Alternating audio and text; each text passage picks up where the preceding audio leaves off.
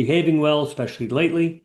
And the 54 level is a balance point in terms of monthly closes. We've seen it's a price level. Momentum already says be long Newmont. Okay. Yeah. I think you're about to get that kind of surge where Newmont suddenly is gaining versus gold. And on a relative basis, and as you pointed out, it's dirt cheap Yeah. historic to gold. Welcome to In It to Win It. This is Steve Barton, and thank you for tuning in.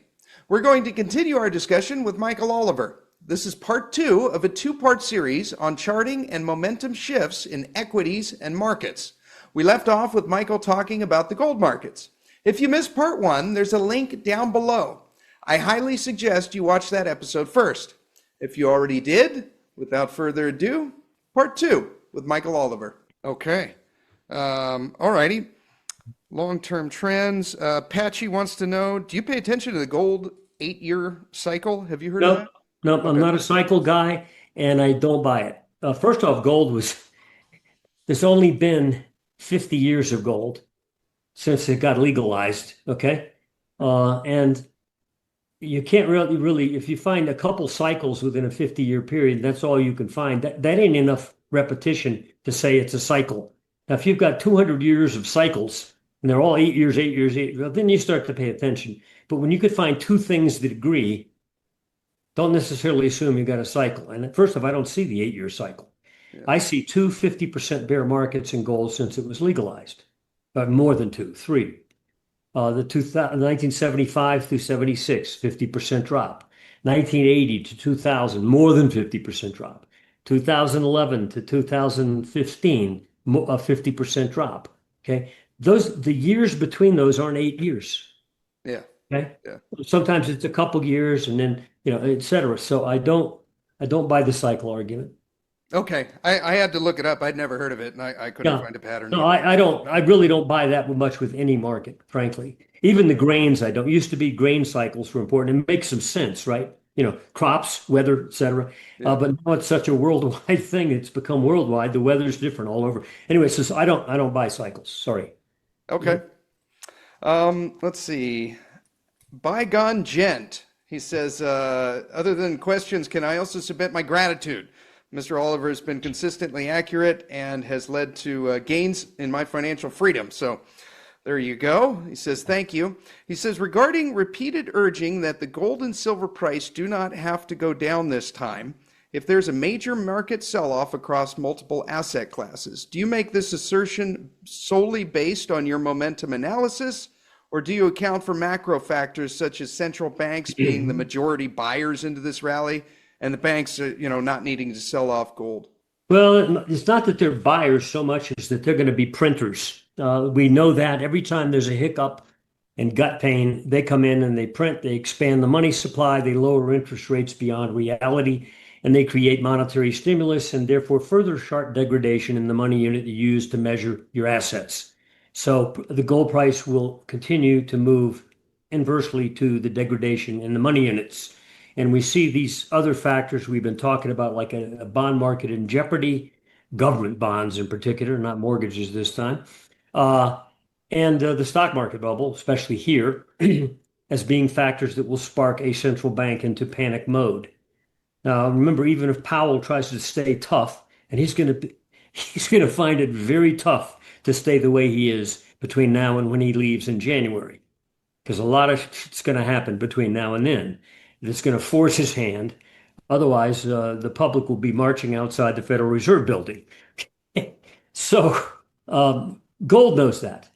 Gold knows what central banks do, and that's why it lives. So, if we have another downside in these other assets that your guest, your subscriber mentioned, that will further impact the central bank into doing exactly what benefits gold, namely degrade the money unit rapidly. So that's why if you go back and look at the 70s or look at these bear markets that occurred in the stock market, gold went up during those times. There's like a few exceptions of a month here and there where it went down with the stocks. But generally, it goes opposite to the stock market in bear trends. Why? Because the central bank is going berserk during that time. This time, even more so. We'll have to. So I think gold knows that. So I think, no, I think the drop in those categories is bullish for gold. Okay. All right. So they're buying real money, gold, and they're printing currency, Yeah, yeah. dollars. No, but I don't care whether they're buying it or not. I mean, somebody's buying it, whether it's the Chinese or somebody else, or finally the Western public starts to buy it, uh, which I understand is increasing too. But the reality will force the buying, and I don't care if it's central banks or not.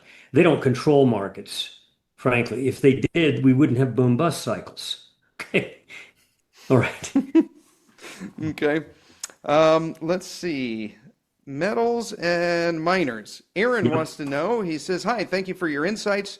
Do you think the miners should outperform the metals going forward with the rising energy costs affecting their margins? Yeah, I know energy is a factor, and frankly, we think there's a commodity boom coming now.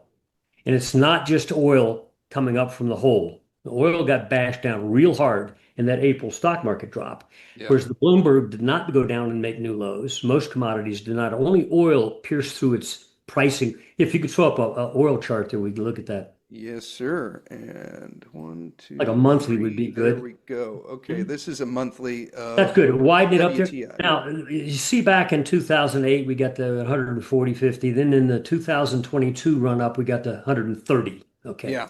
Now, that peak was like a month after the war in Ukraine started.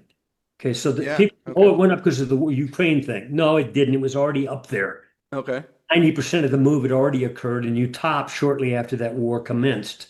Okay, in February, late February 2022. Then oil collapsed, just like the Bloomberg. It pulled back sharply, and you spent like a year or two sideways there with repeated lows in the mid 60s. Yeah. 65, 65, 65, 65. You blew through it in April. That's a price chart breakout. Okay, remember that gold chart we looked at a while ago where I showed the breakout in 2022 where you blew through a floor? Yeah. Okay. Yeah. Yeah. We said that when this oil breaks through that floor, we said this is a bear trap. It's not likely to hold. It's false breakout because momentum wasn't agreeing with it. Yeah. And sure enough, we've aborted back up. Yes, it's news related and so forth. But you close out this month, but I'm particularly looking at next quarter, which is a couple weeks away. You close out any month next quarter. So in other words, let some of this news dissipate or get foggy. And you close a month out much above 70. We're well above there now. Yeah. You can break quarterly momentum out. Now, you can't see it here. The price chart looks like you've got descending highs. And you're approaching that trend line across recent highs. So even price is now approaching a trend line, a downtrend going back to 23.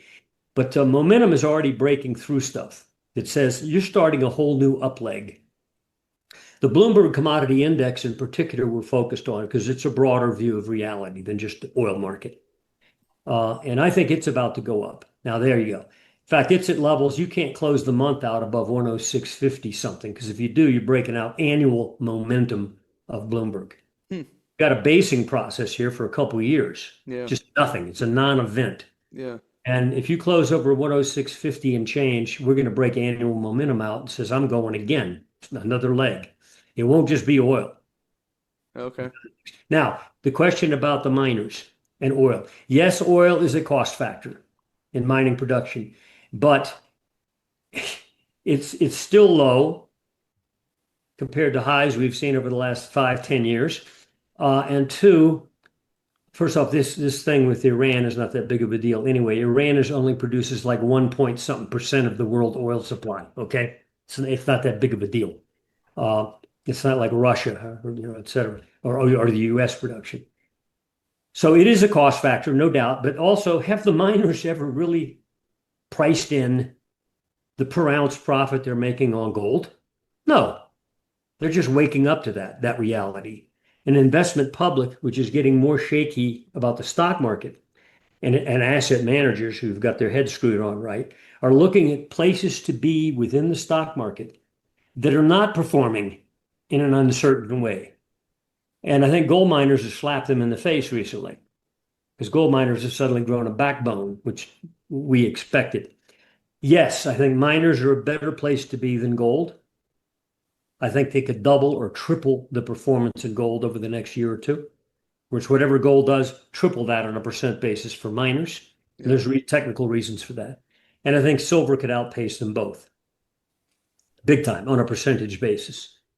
In fact, I think this move in silver right now, you paused here at 37, which of course has taken out a bunch of highs.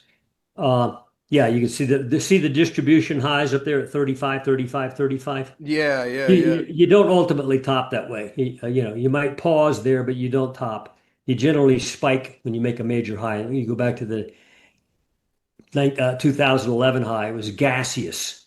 Right You here. didn't, once you made that high, you collapsed. You never got back to the high again. Yeah, I mean, you collapsed the first few months off the high, came back, but you could never get back to the high. yeah. And it was gaseous. It was hardly even a high. The reality up there above the mid 45 level or something, it was temporary. This time we've just come out of congestion, and you'll notice if you draw a line through the lows in 2011 and 12, where silver pulled back to about 25 there, going up, the lows that occurred, yeah, right there. Oh, right. These ones right here. Yeah, right there. Okay. Find the low close in there. Go up a little bit further. The low monthly close in that zone. You'll see a bar there. You go up a little bit further. Take that Uh, line up, your line up. The red line's there. Right up a little bit. Take it uh, up. Yeah. this one.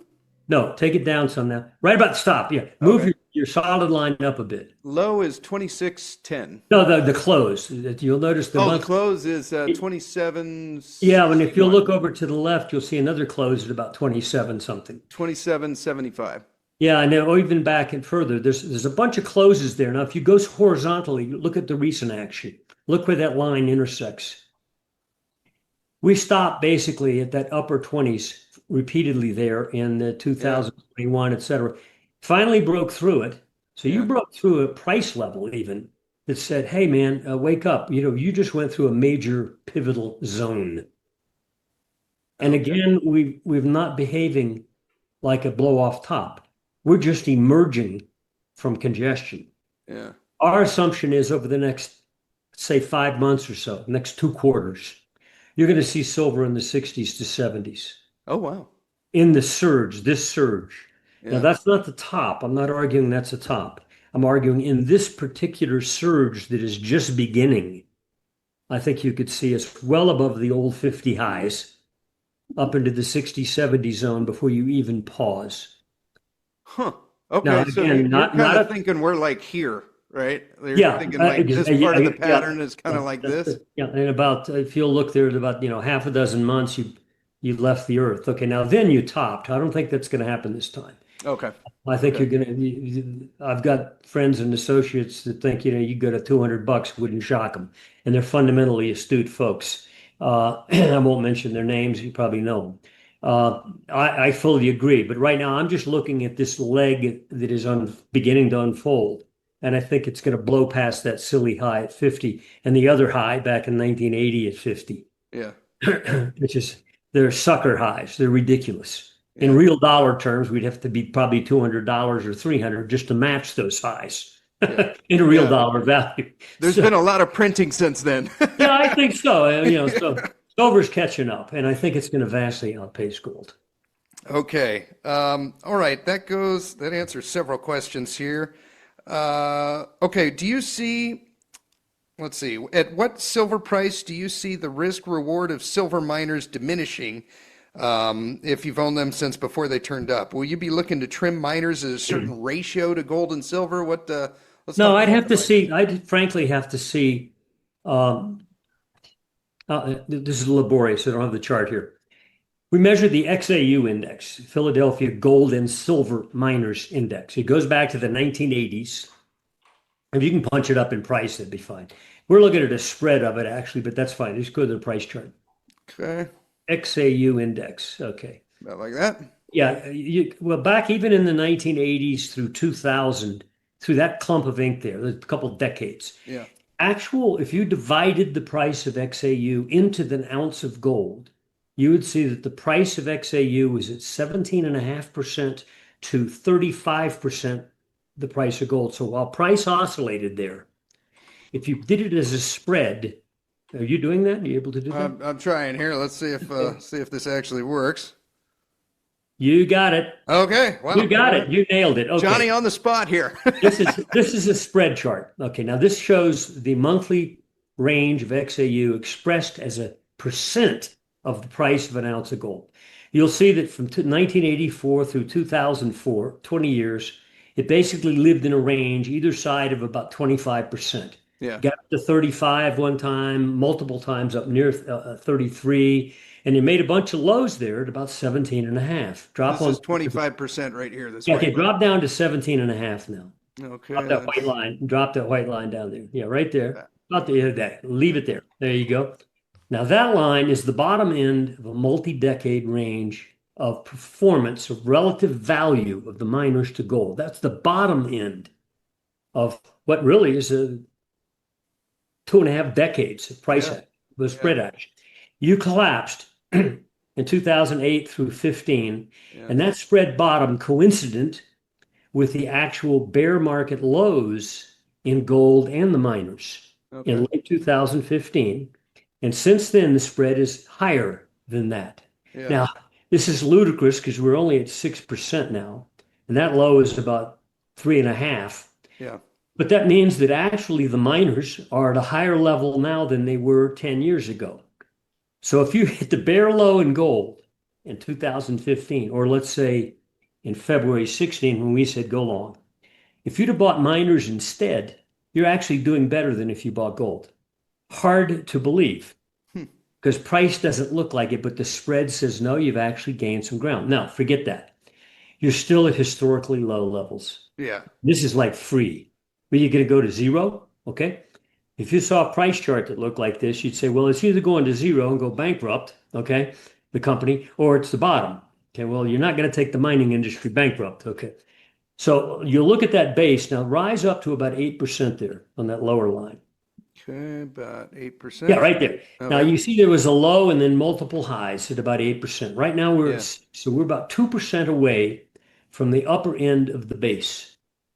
We're seeing enough technical evidence now in that spread. We got to get in real close to it. Don't do it with your chart. No, I'm talking about we're using weeklies and everything oh, on the okay. spread that show that we're turning up now and likely to assault the top end of that range. Hmm. We think that's highly likely and probably wouldn't take long. If you ever break the spread out of the top end of that basing action, treat this as a price chart. Where's resistance? 17.5%. Yeah, Okay. The old floor, which was a multiple floor and also the rally highs you saw in 2009. You get up to that 17.5 and failed there. yeah, Yeah, 2009. Yeah, you failed right there. there. So it's pivotal. It's very, very pivotal. Yeah, Well, we're at 6%. If you go to 17.5, what's that?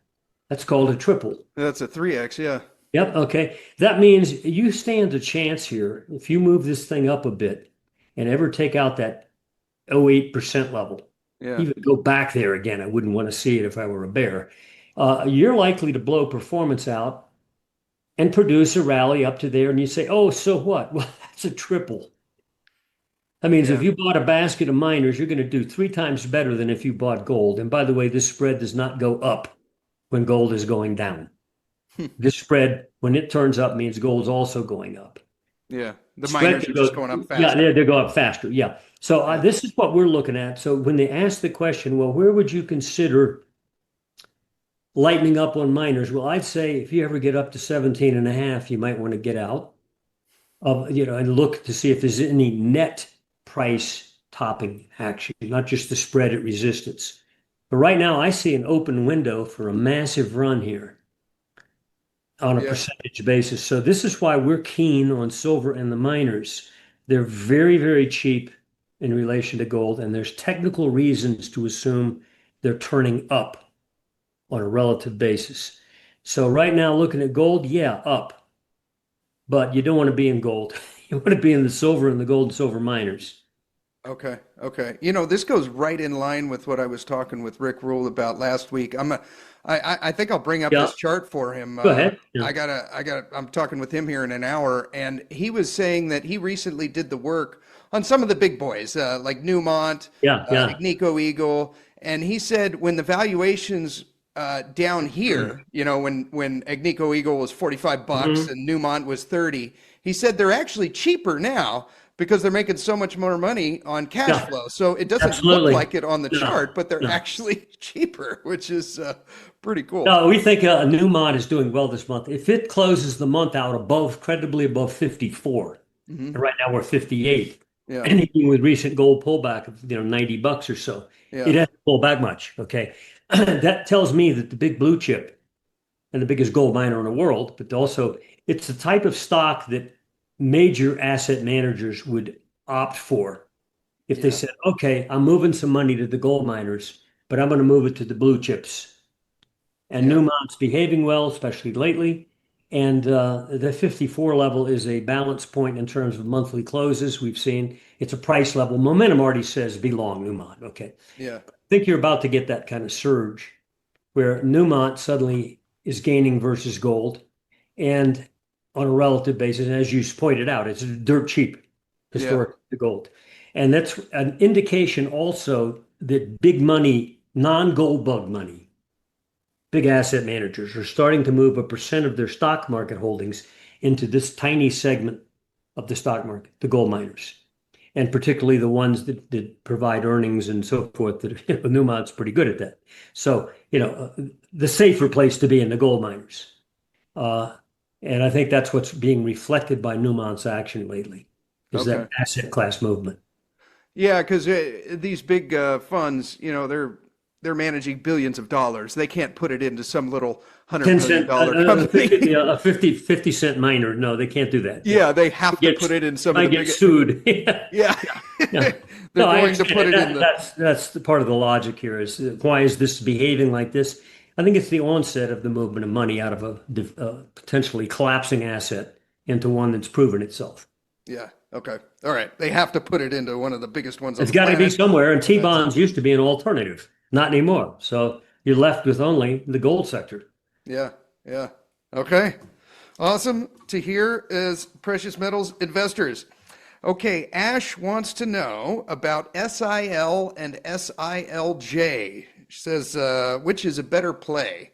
So we got SIL, SILJ. What are your Well, thoughts on I'm more personally involved in SIL, and my own personal investments are in silver miners and also GDX, which also contains about a half dozen major silver miners, by the way. it? Yeah. It's not just gold miners. It says gold miners ETF, but there's some big silvers in there. Same with XAU index, has quite a few big silver miners in it.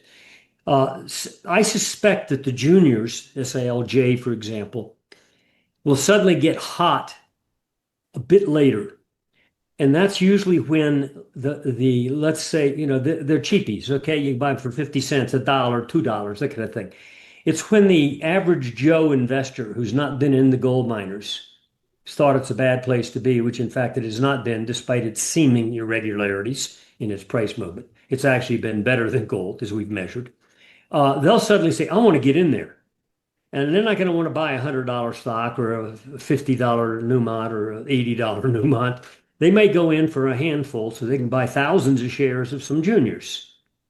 And frankly, I think at that point, the juniors will become hot because the big miners at that point will start buying them up. So, but I think it's slightly lagged to where we are right now. It would be my best guess is that, yeah, the juniors will get hot, but probably a bit later.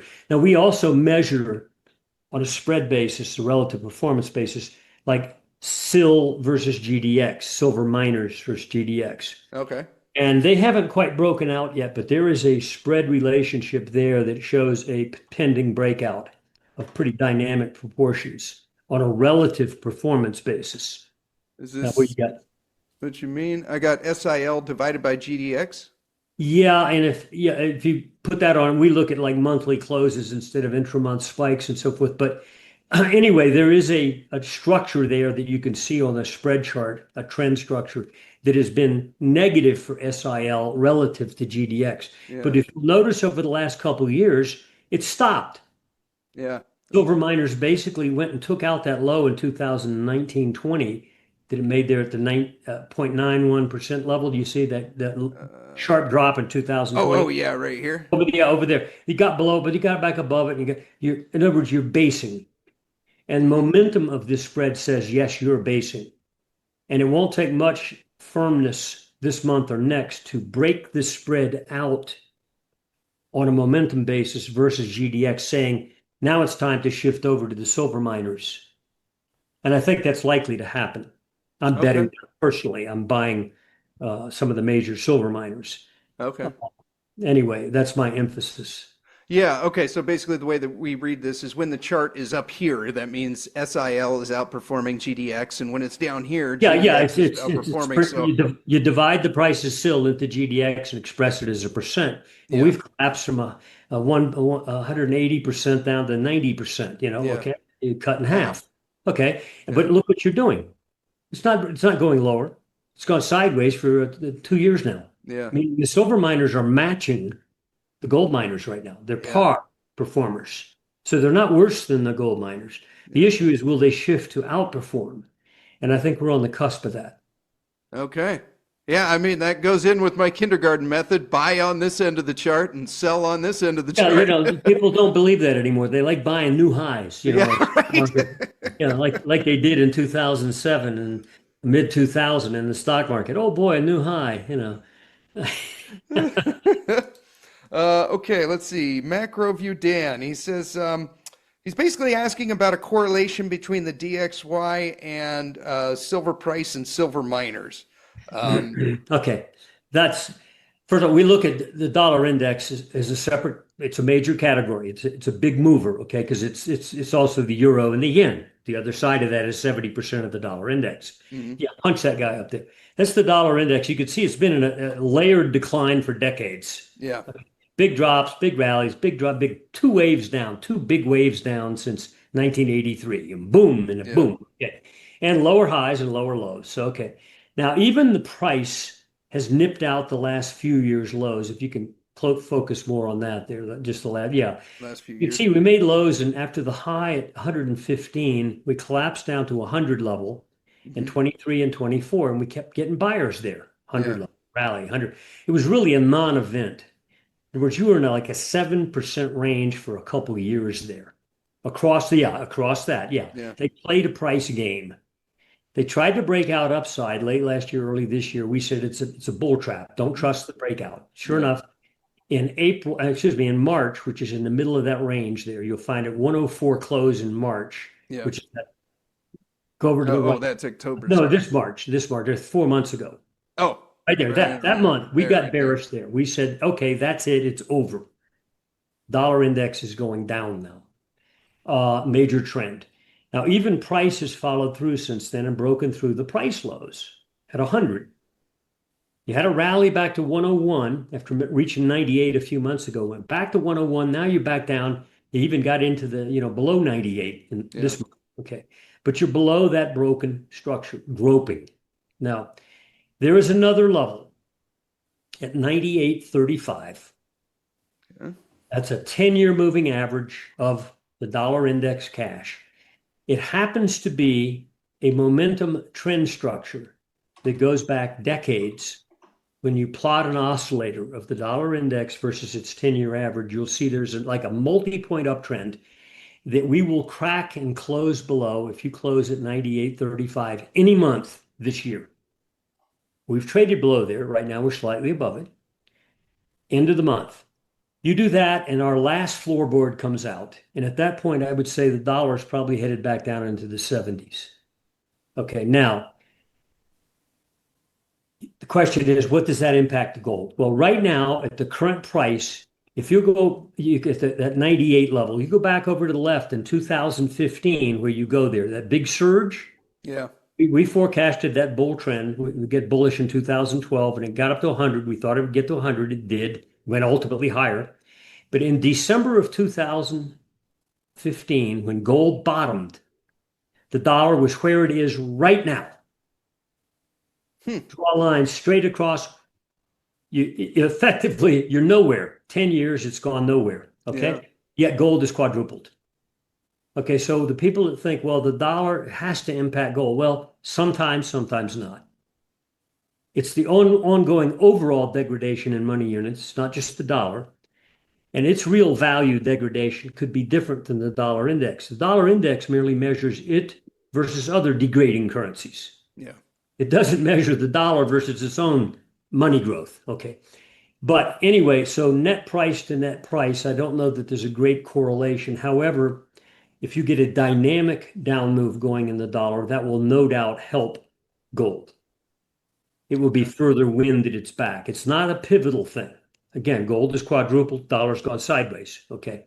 Uh, but I think a further drop here will exacerbate the situation, will also create wave effects in other markets when the dollar breaks. For example, foreign investors who own what? A lot of American stocks, more Yeah. so than in history, foreign investors have come into our market. And two, foreign owners of U.S. government treasury bonds. Yeah, the bonds. They're affected by dollar movement too.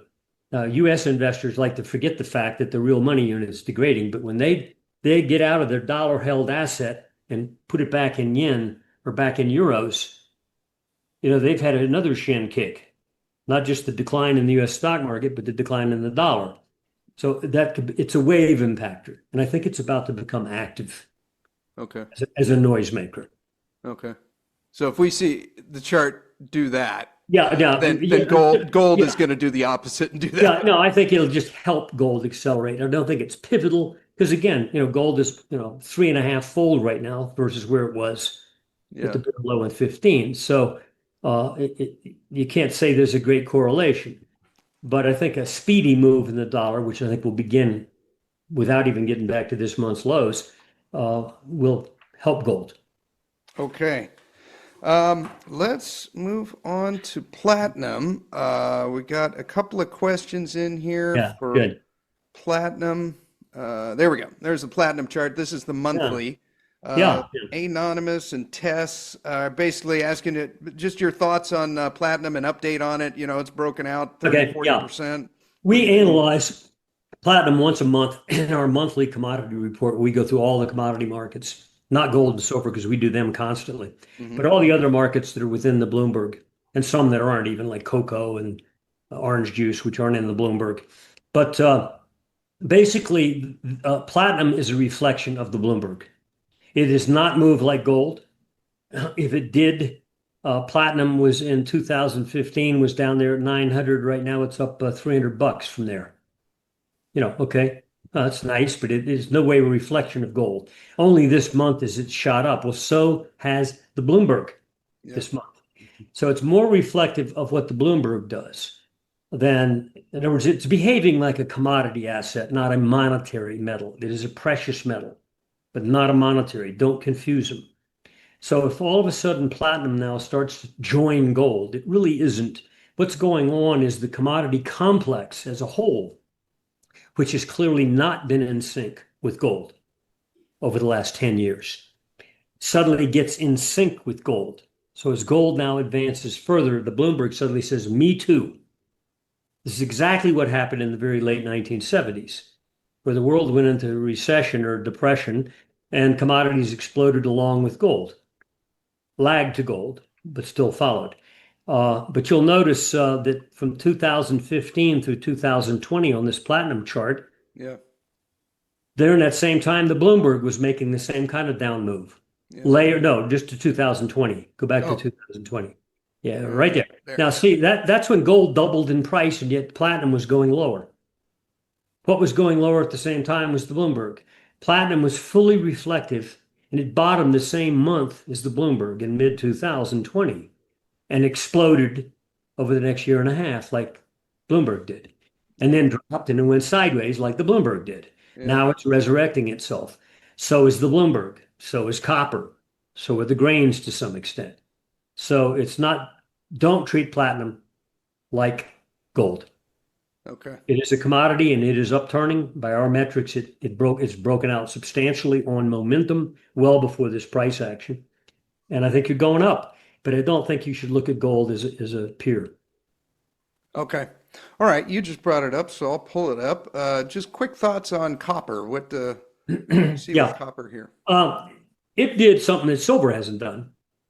In other words, you made a high in 2011, Hmm. short of 2011, it Yeah. collapsed along with gold and silver, okay, Yeah. to 2015 area, right? Okay. But then it came all the way back down to 2020 to the lows, just like the Bloomberg did. Yeah. Not gold. Gold had doubled at that point in 2020. You're talking mid 2020, gold was up at 2000 plus from below 1050. So it had doubled. Copper was back on its low. So it correlates to the Bloomberg, not to gold, copper. Copper resurrected itself strongly, took out the 2011 high, Mm-hmm. which is something silver didn't do, by the way, in 2022-23. Yeah. Pull back again Yep. with the Bloomberg. Instead of going sideways like the Bloomberg, copper actually ratcheted itself back up again over 5 again, Yeah. repeated. So it's not like it's uncomfortable up above 5. Right now we're 480 something, Yeah. but it's going up there too many times. Okay. Way too many times. And it looks like a launch pad. Now, our best guess is you go up to $6 or $7 easily, maybe a lot more. But I think copper has that price trend line basically reflects annual momentum of copper as well, which held a structure Mm-hmm. on the recent drop. And I think you got to get copper well below 4 now before you can turn bearish. I don't think it's going to happen. I think the issue is this a launch pad? And I think it is. I think it's reflective. If the Bloomberg breaks out this month over that number I provided on a monthly close, you can expect most commodities will join it. Copper certainly. Okay. Okay. All right. I see the same thing. Yeah. If we sustain above this white line or Yeah, below this basically, you white don't want to line, then do we're annual momentum tends to agree with price there. It says don't get back below 4. If you don't do that, you're fine. okay. And I don't think that's an issue. I think we just tested that successfully, and now we're near the highs again. In Yeah. terms of monthly close is barely over 5 there a couple of Yeah. months ago. Okay. Yeah. Okay. Good. All right. You talked briefly about Mm-hmm. real estate, commercial real estate. What Punch up I got some questions RWR. that came in with that. Yeah, RWR would be one to look at, or Okay. VNQ, either one, 6 of one, half dozen of the other. RWR is RWR. one of the major ETFs of commercial real estate. Okay, Okay. now go back to 2020, go back to 2007. Okay, that Okay. first, you're where you were then. Okay, Yeah. so the S&P was at 1550 then. Okay, remember with the top in 2007? Yeah. Well, RWR is actually there right now. Yeah. So, okay, now it did advance with the S&P from 2009 up through 2022, 21 area, and then you had a collapse in 2020. Then you Yeah. came back up in 2022 and made a high. Now that's when the S&P was at 4,800, and then had its drop into 2022. Yeah, Hmm. RWR had a drop too, sympathetic with it. And then the S&P came back up and took out the 2022 high, which was well above like that 120 plus. RWR would be up 150 right now. But no, it's at 98. Yeah. So this is not mortgage real estate. These are shopping centers, factories, major computer centers, AI centers, this kind of thing. Companies that produce industrial type real estate. For some reason, it's very lame. Okay, well, no doubt. Now, I don't pay attention to fundamentals that much, but I've read that commercial real estate is heavily laden with long-term debt. We just had a biggest shopping center complex in the U.S. I think it was 800 million dollar default on debt about Hmm. 3, 4 months ago. Didn't make headlines, but it was a fact. But this chart reflects something is anemic in this sector. It is not reflective of the broad stock market. And yet it's pretty damn significant. Okay. A lot of big companies here, you know, many of the names, and they borrowed money, and a lot of it's due in 2025 and 2026, and it's long dated money. So they've been in a stranglehold for several years in terms of long term rates, have not come down. They've stayed up there at high levels, choking, choking, choking. And suddenly, you know, if they don't get better, if that long-term T-bond market has another plunge in price, that could be the final noose for some of these companies, and therefore this sector. This sector is a borrower. Who are the lenders? Okay, that's who you got to look at next. That would be the banking sector. But anyway, but right now, this is why we're looking at this sector. It's too significant to ignore. And like quite a few sectors in the market, it's not making new highs. Yeah. Not even close to making new highs. In this case, not even close to the 2022 highs. Okay. Yeah. Okay. So something's wrong here. And you've got a price chart there, a trend line. That's a valid line. Okay. There's some major momentum levels that will break before you ever get to that line again. You don't want to roll back over even toward that price line. Okay. So I'll have enough momentum stuff that says you're coming through this time. Okay. Yeah. So So basically, yeah, so you're saying that they took on a lot of long duration debt when the interest rates were cheaper. yeah, That's cheaper coming now. due this year and the next, and they're like the U.S. This is government. this is They're what going to I've have to read. roll I don't this. know the details. I've read many major analysts make this comment about it's heavily debt laden and a lot of it's due this year and next. So we'll see. But it's acting like it is quite sensitive to what's going on at long rates. And when you look at the long rates, there's a problem there. And I don't know the Fed could just print it out of there. It's this could entail a crisis. Jamie Dimon has said this is not avoidable. We prolonged it too long. Yeah. I think, ultimately reality wins.